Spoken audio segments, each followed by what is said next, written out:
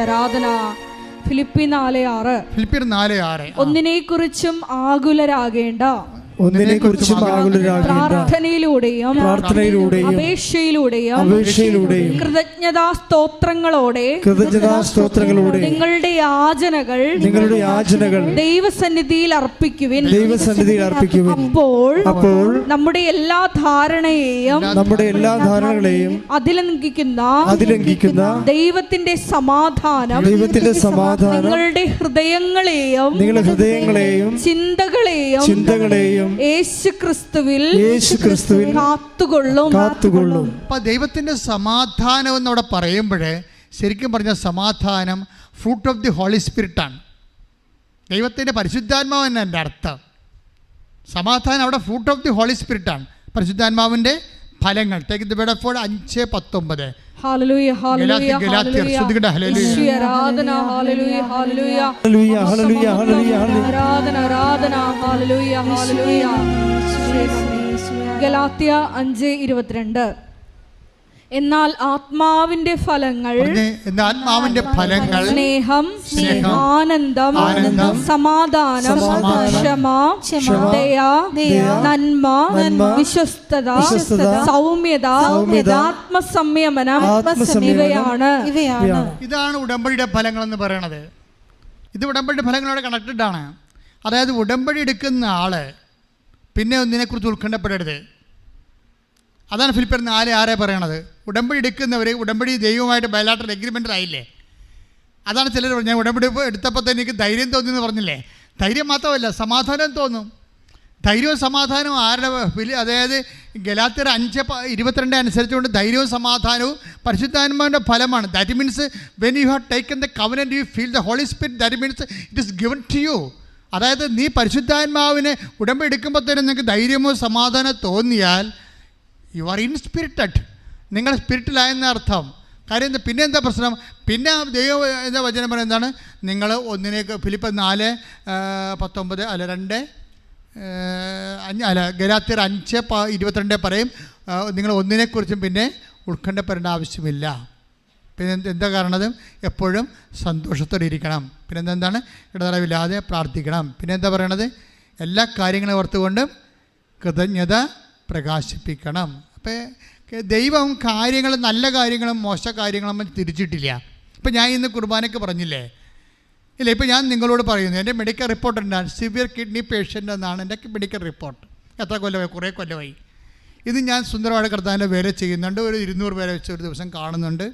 എല്ലാ എത്രയോ ജോലിയുണ്ട്, പുറത്ത് പോകുന്നുണ്ട്, ശുശ്രൂഷ ചെയ്യുന്നുണ്ട്. എല്ലാം ഡയറ്റാണെങ്കിൽ നിങ്ങളെ ഒരു ഭയങ്കര സിവിയർ ഡയറ്റാണ്. ഒന്നും പ്രശ്നമല്ല.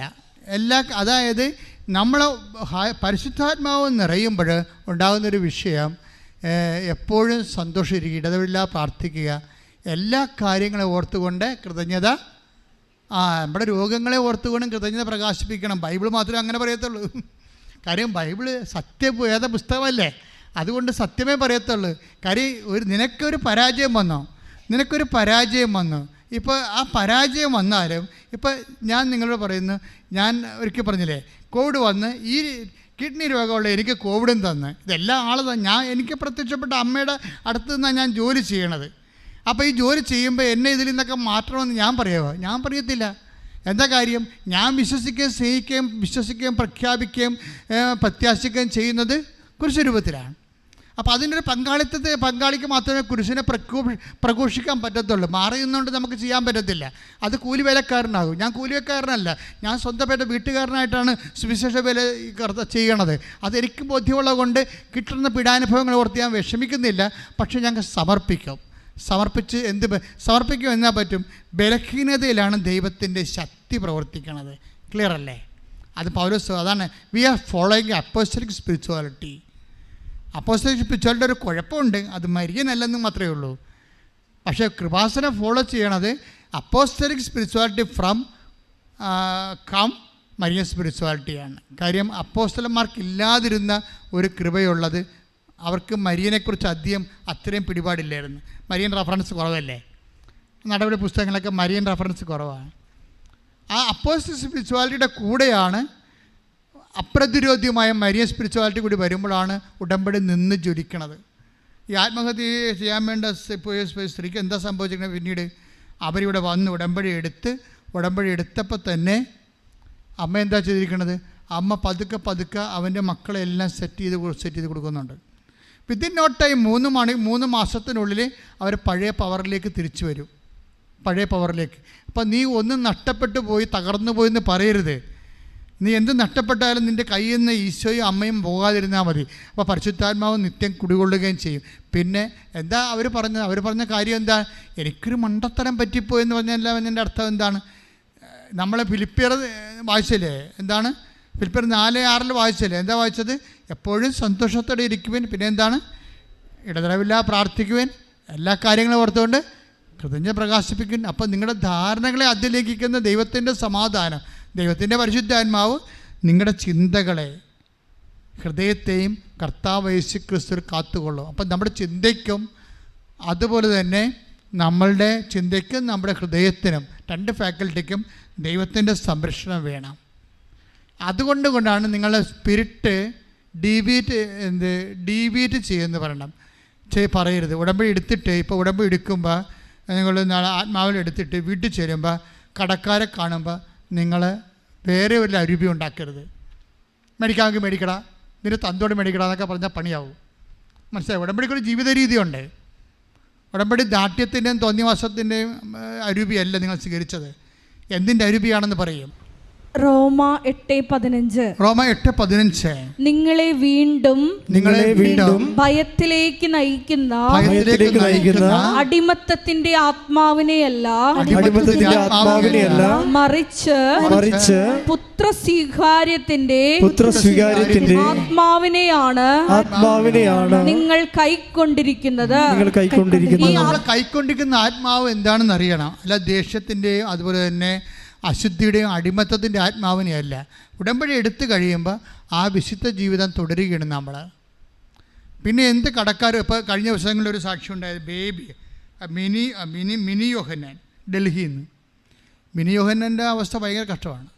ഹസ്ബൻഡിന് 2-3 ദിവസം രോഗങ്ങളാണ്, തൈറോയിഡ്, ഷുഗർ, ജോലിക്ക് പോകാൻ പറ്റണില്ല. അവളാണെങ്കിൽ കഷ്ടപ്പെട്ടിട്ട് ഡൽഹി 13 വർഷം വാടക താമസിക്കുക. എന്നിട്ട് അതിന് വാടക അടക്കാൻ പറ്റാതെ വരുന്നിട്ട് അവരൊന്ന് ഇണ്ടി വന്ന് ഇവർ തന്തക്ക് വിളിക്കുക, ഇറങ്ങിപ്പോകുന്നൊക്കെ പറയും. പക്ഷെ അവർ പറയുന്നത് കോവിഡ് കാലത്ത് ഞാൻ ഏറ്റവും കൂടുതൽ നുണ പറഞ്ഞത് കോവിഡ് കാലത്താണ്. എന്താണ്? കടക്കാർ എൻ്റെ വീട്ടിൽ ആരും വരാറില്ല, വന്നവരെല്ലാം കടക്കാരാണെന്ന്. എനിക്ക് ബന്ധുക്കൾ സ്വന്തപ്പെട്ടവരോ അടുത്തിട്ട് എൻ്റെ വീട്ടിൽ ആരും വരാറില്ല, ആരെങ്കിലും വന്നാൽ അയാൾ എൻ്റെ കടക്കാരനായിരിക്കും. അയാൾ പറയുന്ന വർത്തമാനങ്ങൾ സഹിക്കാൻ പറ്റാത്ത വർത്തമാനം എന്നോട് പറയണത്. മനുഷ്യന്മാരിങ്ങനെ ജീവിക്കണം, ഓർക്കണം. ഇങ്ങനെ ജീവിക്കുന്നവരുടെ സാക്ഷ്യം നിങ്ങൾ കേൾക്കണം. എന്തിനാണ് സാക്ഷ്യം കേൾക്കണത്? നിങ്ങളുടെ സംശയം മാറാണ് സാക്ഷ്യം കേൾക്കണത്. നിങ്ങൾ കാണുന്നതും കേൾക്കുന്നതും പോയിട്ട് യോഹന്നാൻ അറിയിക്കാൻ ഈശോ പറഞ്ഞില്ലേ? മത്തായി 11:4 യേശു പറഞ്ഞു, നിങ്ങൾ കേൾക്കുന്നതും കാണുന്നതും പോയി യോഹന്നാനെ അറിയിക്കുക. നിങ്ങൾ എന്താണ് അറിയിക്കേണ്ടത്? അന്ധന്മാർ കാഴ്ച പ്രാപിക്കുന്നു, മുടന്തന്മാർ നടക്കുന്നു, കുഷ്ഠരോഗികൾ ശുദ്ധരാക്കപ്പെടുന്നു, ബധിരർ കേൾക്കുന്നു, മരിച്ചവർ ഉയർപ്പിക്കപ്പെടുന്നു, ദരിദ്രരോട് സുവിശേഷം പ്രസംഗിക്കപ്പെടുന്നു. ഉടമ്പടി എടുത്ത വ്യക്തികളെ എന്താ കൈമാറേണ്ടത്? കേൾക്കുന്നതും കാണുന്നതുമാണ്. എന്താണത്? സാക്ഷ്യമാണ് കൈമാറേണ്ടത്. അത് നിങ്ങൾ ഷെയർ ചെയ്ത് കൊടുക്കണം. ഒരു സാക്ഷ്യം പോലും ഷെയർ ചെയ്യാത്ത ആൾക്കാർ ഉടമ്പടി എടുത്തിട്ടുണ്ട്.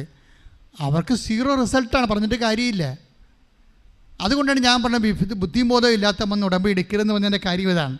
കാരണം ഇത് കുറച്ച് ബുദ്ധിയും ബോധവും വിവേകവും ഒക്കെ ഉള്ള ആൾക്കാർക്കുള്ളതാണ്. ചുമ്മാ വല്ല പത്തികാനവും പാടി നടക്കുന്ന ആൾക്കാർക്ക് ഉടമ്പടി ഇൻവെസ്റ്റ് ചെയ്യാൻ പറ്റത്തില്ല. ഇതിനകത്ത് ശരിക്കും നല്ല ഇൻ്റലക്ച്വൽ ഇൻവെസ്റ്റ്മെൻറ്റ് ആവശ്യമുള്ളതാണ്. ഇതെന്താ സംഭവം? ഇപ്പോൾ യോഹന്നാനെ ഈ യോഹന്നാനെ അറിയിക്കാൻ പറഞ്ഞ എന്താണ്? അയാൾ ദിവ്യപുരുഷനായതുകൊണ്ടൊന്നും മാത്രമല്ല, അയാൾ അറിയിക്കാൻ പറഞ്ഞാൽ അയാൾക്ക് സംശയമാണ്. അതാണ് പ്രശ്നം. അയാൾക്ക് ക്രിസ്തുവിൽ സംശയം പോരെ. വലിയ ആനക്കാരിയൊക്കെ പറഞ്ഞ പാർട്ടിയാണ്. ആരാണ്? യോഹന്നാൻ മാന്താന വലിയ ആനക്കാര്യം പറഞ്ഞ ആൾക്കാരാണ്. എന്താ പറഞ്ഞത്? ഇതാ ദൈവത്തിൻ്റെ കുഞ്ഞാടെന്നൊക്കെ പറഞ്ഞ ഈ കക്ഷിയാണ്, പണ്ട് പറഞ്ഞതാണ്. ഇപ്പം ജയിലിൽ കിടക്കുമ്പോൾ ജപജപ അടിക്കുകയാണ്. എല്ലാവരുടെയും പ്രശ്നം ഇതാണ്. വലിയ ഇതാ എന്നൊക്കെ take the word of God. യോഹന്നാൻ 1:9 ശ്രുതികട ഹല്ലേലൂയ ഹല്ലേലൂയ ഹല്ലേലൂയ ഹല്ലേലൂയ ഹല്ലേലൂയ. യേശുവേ നന്ദി, യേശുവേ സ്തുതി. ഹല്ലേലൂയ ഹല്ലേലൂയ. 1:29. യോഹന്നാൻ 1:29. അടുത്ത ദിവസം യേശു തന്റെ അടുത്തേക്ക് വരുന്നത് കണ്ട്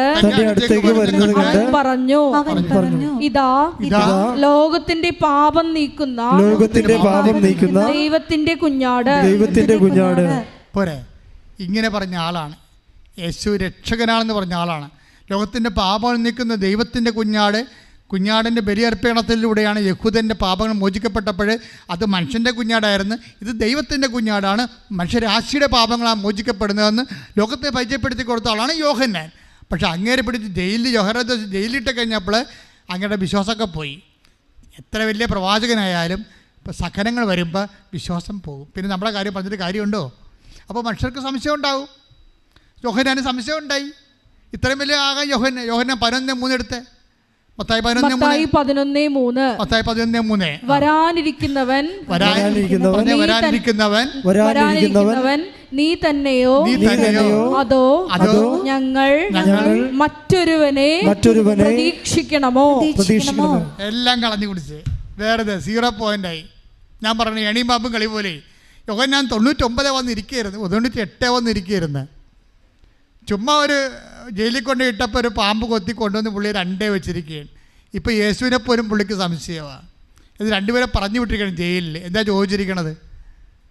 വരാതിരിക്കുന്ന നീ തന്നെയാണോ? അതെ. അപ്പോൾ യേശു എന്തൊരു ക്ഷമയാണ്. ഞാനാണ് യേശു എന്ന് പറയുന്നേക്കാം. അപ്പോഴേ അങ്ങനെ വിശ്വാസം ഇല്ലാത്തവരോട് ഇനി സംസാരിക്കേണ്ട കാര്യമില്ല. പിന്നെ അവൻ എന്താണ് ഇത്രയും നാൾ പറഞ്ഞത്? ഇത്രയും എന്തെല്ലാം കാര്യങ്ങളാണ് അവൻ പറഞ്ഞുകൊണ്ട് നടന്നത്. ഇപ്പോൾ പടഞ്ചാഞ്ഞ എങ്ങനെയാണ്? അപ്പോൾ അവൻ നീലക്കുറുക്കനായിരുന്നാ? കരച്ചായത്ത് വീണ് കൃഷ്ണനായിട്ടിരുന്ന പാർട്ടിയാണാ? ഇപ്പോൾ സഹനം വന്നപ്പോൾ എല്ലാം മറന്നു പോയാ എന്ന് ഞാൻ ചോദിച്ചേനാ.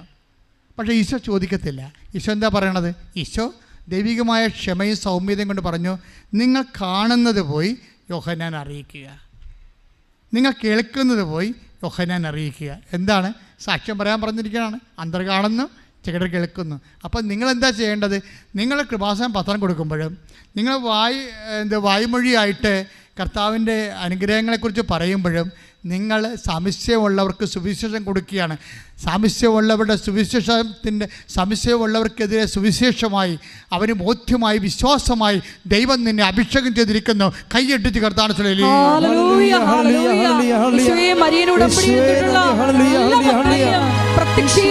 സാക്ഷികളായി